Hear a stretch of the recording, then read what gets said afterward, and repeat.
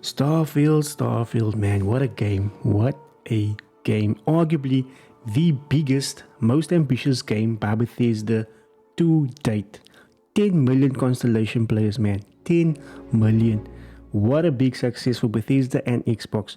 But now that we are 2 weeks into its launch, post-launch, heading into its third week and into its first month, I pose a question to you as the viewer and to myself, and that is Starfield that big generational game that many people were claiming it to be before its release? Let's talk about it. Now, before we get into the discussion, let me just say that, man, I'm like 90 hours or more into this game, man, and I'm loving every bit of it, man. Every bit of it, I'm loving it. Even though the game falls short of a lot of things, man, I love this game. And if you've been following my channel and you've watched my previous videos on Starfield, I've highlighted quite a lot of things that is missing from this game to push it to that masterpiece status level. And this is not a review. I don't want to do a review because I'm still playing the game, and I don't think me doing a review would do justice to the game itself, because this game is great, right? So this is just my opinion from my experience with the game, with playing the game, because I've had many highs, but I've also had some lows. And to me, after playing the game and listening to what other people had to say about the game, the discussions, the reviews, the skepticism on the game, I think it's time we try and answer that question of whether this is that generational game. And to me, in my opinion, no, it's not. But at the same time, yes, it is. Now let me explain. Let me explain why I say it's not that big generational game that many people claim. It comes down to innovation. When I say innovation, I mean that Bethesda has not innovated its Bethesda formula that we know and love. Yes, it refined the Bethesda formula that we know and love. Like, this game is one of the best looking games out there to date. I don't care what anyone says. This game looks amazing. Bethesda really went into the 16 times the detail, man, and they put that into the game because they heard us from previous games that, you know, they really put so much detail into this game. It's crazy. This game does not have ray tracing, right? But the lighting mechanisms or system thing that they use here is outstanding. The level of detail on every last thing is just crazy. Secondly, they drastically improved upon the facial animations. They are not great. They could be better, but it's not. It's not as bad as people say that it is. Facial animations from Fallout 3, Fallout 4. No, it's not. It's not. It's been drastically improved. You can see the difference. It's night and day. But it's not the best. They drastically improved upon the gunplay and the combat. With the variety of guns and weapons you get in this game, man, each one with a unique feeling, set in space, man. The gunplay, it's a lot of fun.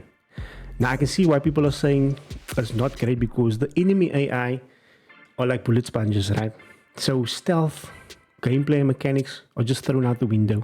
Even though there's a skill tree for stealth kills, that skill tree is completely redundant with the way that enemy AIs are bullet sponges. Then they've introduced a robust shipbuilding mechanism, which in my opinion is so addictive and so good, man. It's outstanding, right? But you got to ask yourself, is that enough innovation to push the Bethesda formula to the next stage?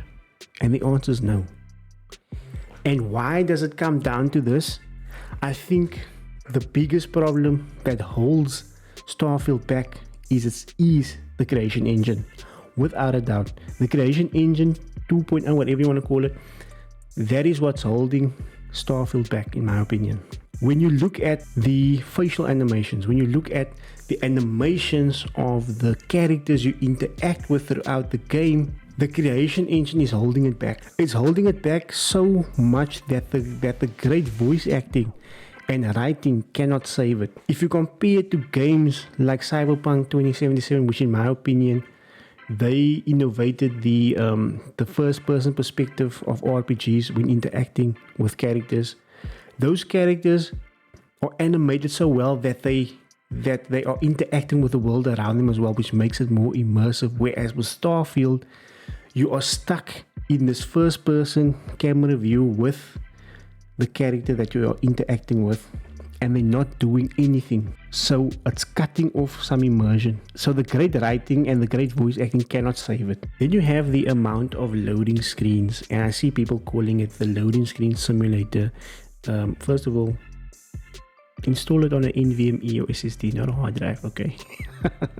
But yeah, not every building with one room needs a loading screen. Like seriously, I think because of the level of detail that they put inside of buildings and things like that, I think it pushed the engine to its limit. That amount of details need to load in, and it pushed the creation engine to the limit that we get continuous loading screens. Unfortunately, I think that is another limitation of the creation engine, and this is on fault of the creation engine 2.0. Now, like I said in my previous video, if this game had the No Man's Sky space exploration where you can from landing to and flying from planets, if it had the land vehicles, and just so by the way, Bethesda, if you ever come across this video, the fact that you did not give players the ability to mount aliens, man, such as Ashtis, especially Ranger faction playing players, man. What a missed opportunity, man. What a missed opportunity. But back to the video, man. Yeah, if those things plus Bethesda, if they went all in with a consequence system, this game could have been that innovative game that pushed the Bethesda formula ahead. But unfortunately, I think Bethesda was playing it safe here. They were playing it safe with the creation engine 2.0. Instead, they did not take the risks to push their formula to the next stage. Unfortunately not. Because the setting and the theme of this game is all there. This game has everything working forward, right? The foundation of the game is awesome, but the creation engine is holding it back. If I look at games like The Witcher 3, to this day, many game developers draw inspiration from The Witcher 3 in order to replicate that formula that CD Projekt Red has had success with in The Witcher 3 by making characters meaningful and by making side quests meaningful. Now, at this point in time, it might still be too early to say that other developers would be drawing inspiration from Starfield. Maybe they could draw inspiration from how ambitious this game was, but it's still too early to say, and I don't think they would, because there's not much innovation here that pushes the genre ahead. So in that aspect, I think that the game is not that next big generational game. Now let's go to why I think it is. And this is divided into two aspects. One, the game is very decisive. When this game launched, man, what a controversial game, man. This game is very decisive. It has fans on either side of the fence. Either they're loving it or they're hating it, or they just think it's a mid game. And this game is still talked about 2 weeks after launch. It's still talked about. Cyberpunk 2077 Phantom Liberty, the previews just released, right? The early reviews just released. Yet we have gaming publishers like GameSpot comparing it to what? Starfield.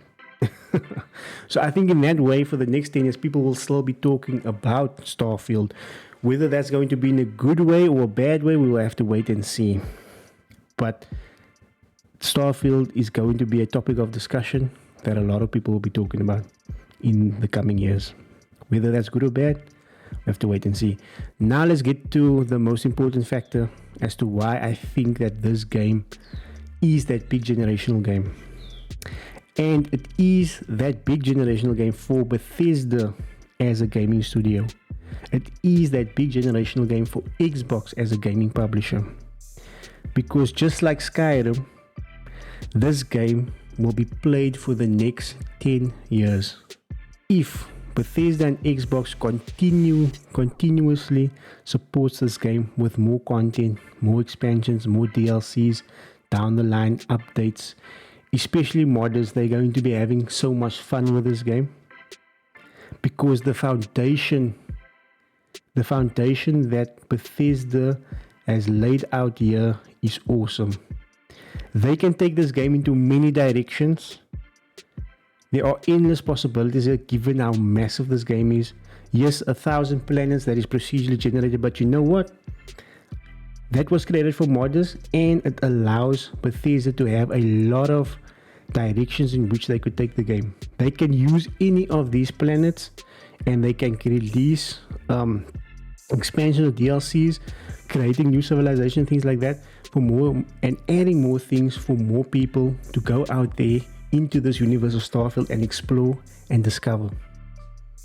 There is literally endless possibilities and directions that Bethesda can take with this game.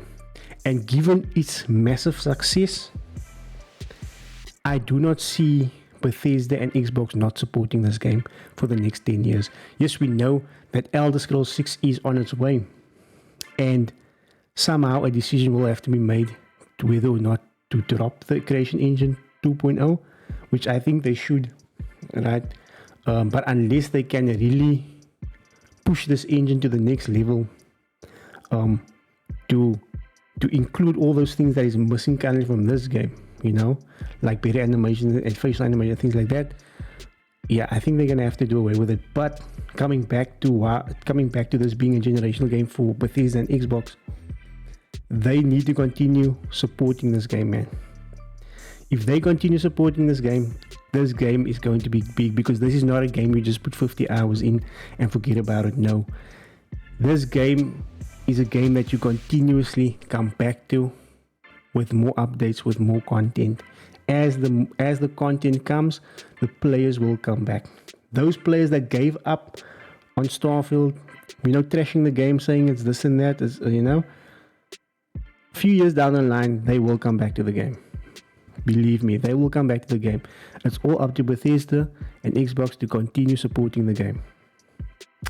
But yeah, man, like I said, what Bethesda put out here is really awesome.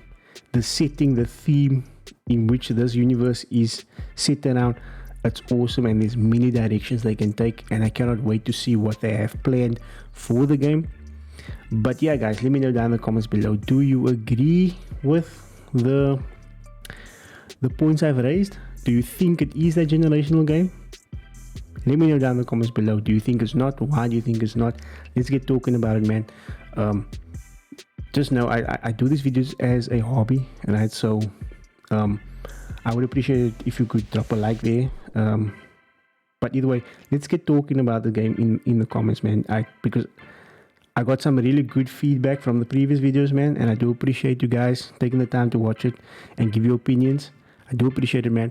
But yeah, Starfield, man, Starfield, it's a big game. It's a very big game. It's not shallow like people say. But with that being said, guys, I will catch you all on the next video. As always, stay safe out there. Rampage out. Peace.